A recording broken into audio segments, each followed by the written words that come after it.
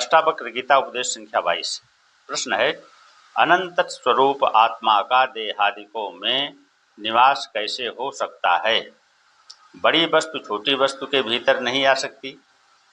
उत्तर में कहते हैं कि जैसे घट मठादिक आकाश के निवास के साथ ही और भेदक भी हैं, वैसे ही देहादिक भी अनंत स्वरूप आत्मा के निवास के साथ हैं और भेदक भी हैं। वास्तव में तो यह जगत मिथ्या माया का कार्य होने से मिथ्या है। इस प्रकार वेदांत से सिद्ध हो जाता है कि वही अनुभव रूप होकर जगत के मिथ्यात्व के प्रमाण है। इस वास्ते लय चिंतनादिक में जगत के नहीं बन सकता है। प्रश्न होता है कि घटाकाश के दृष्टांत से तो देह और आत्मा के भेद की शंका उत्पन्न होती है। जैसे आकाश से घट भिन्न है और घट से आकाश भिन्न है, वैसे आत्मा से देह भिन्न है और देह से आत्मा भिन्न है। दोनों के भिन्न भिन्न होने से द्वैत साबित हुआ, अद्वैत आत्मा तो साबित न हुआ।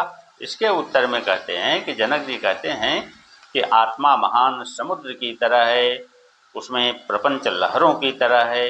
इस प्रकार का अनुभव रूप ज्ञान ही अद्वैत में प्रमाण है।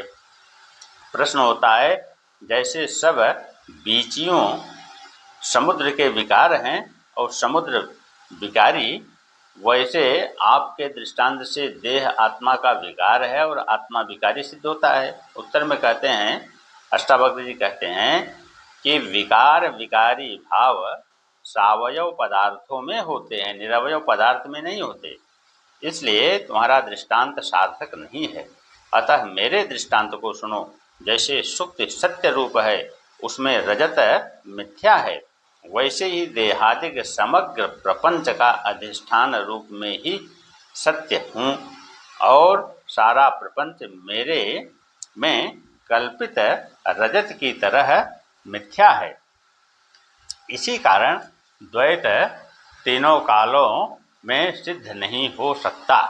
प्रश्न है कि सुक्ति में रजत के दृष्टांत से भी आत्मा की परिच्छिन्नता की शंका होती है, क्योंकि जैसे सुक्ति परिच्छिन्न और एक देशवर्ती है, वैसे ही आत्मा भी परिच्छिन्न और एक देशवर्ती सिद्ध होगा। उत्तर है कि जनक जी कहते हैं कि मैं ही संपूर्ण भूतों में व्यापक रूप से प्राणियों में सूत की तरह वर्तमान हूँ। मैं ही सबका अधिष्ठान रूप होकर सत्ता और स्फूर्ति का देने वाला हूँ। मुझ में ही सारा जगत आकाश में नीलिमा की तरह अध्यस्त व्याप्त है। इस प्रकार का दांत वाक्यों से सिद्ध ज्ञान अर्थात अनुभव आत्मा के अद्वैत होने में प्रमाण है। और जब मैं हूँ तो मुझ में ग्रहण, त्याग और लय चिंतनादिक भी नहीं बनते हैं। प्रश्न है कि यदि लय चिंतन नहीं होगा तो सांसारिक विक्षेप भी बने रहेंगे और वे कदापि दूर नहीं होंगे। उत्तर है कि वे बने रहें तो मेरी क्या हानि है। अनंत महान समुद्र रूपी मुझ आत्मा में यह विश्व रूपी नौका मन रूपी पवन से इधर उधर भ्रमती है। उसका भ्रमण करना मेरे लिए असह्य नहीं है। जैसे समुद्र में पवन से इधर उधर भ्रमती हुई नौका समुद्र की क्षुब्ध नहीं कर सकती, वैसे मन रूपी पवन से इधर उधर भ्रमती हुई विश्व रूपी नौका भी समुद्र रूपी आत्मा को क्षुब्ध नहीं कर सकती है।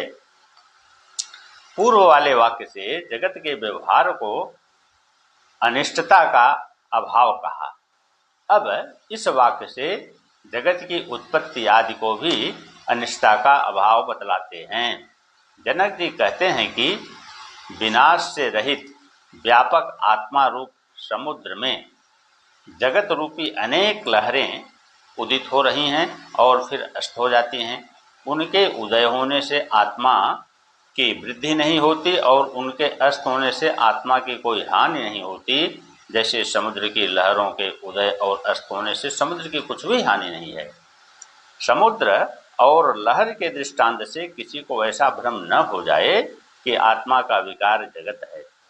इस भ्रम को दूर करने के लिए जनक जी दूसरी रीत से कहते हैं,